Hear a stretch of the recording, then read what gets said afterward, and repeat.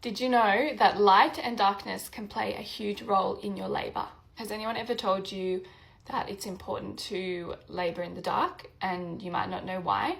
Or have you been on the way to the hospital from home and your contractions have stopped or your labour has slowed down? This can often be fear and adrenaline, which interferes with your oxytocin production, but it can also be the light.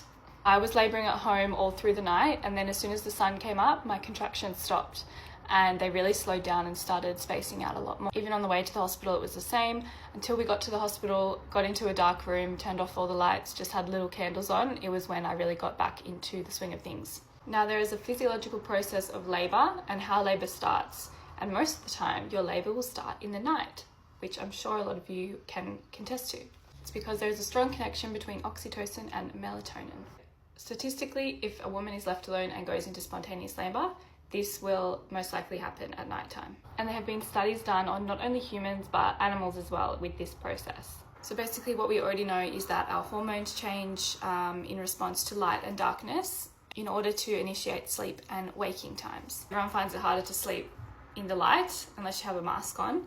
And if you've been exposed to screens, I think this can have a big impact on your sleep as well. And this is all to do with the circadian rhythm in all of our bodies. But our circadian rhythm isn't just for sleep, it's for other hormonal processes as well. So basically, if your circadian rhythm is interrupted, then your oxytocin will be interrupted and the process and progress of your labour will be interrupted. There's actual research that shows that your uterus has melatonin receptors in it, which is wild. I had no idea.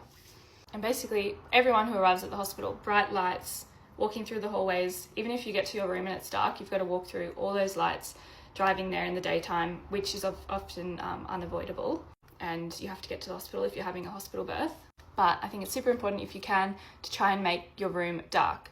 Or take an eye mask with you if for some reason the room can't be dark or your midwife doctor needs to be administering something and needs the light on. Try and use the eye mask.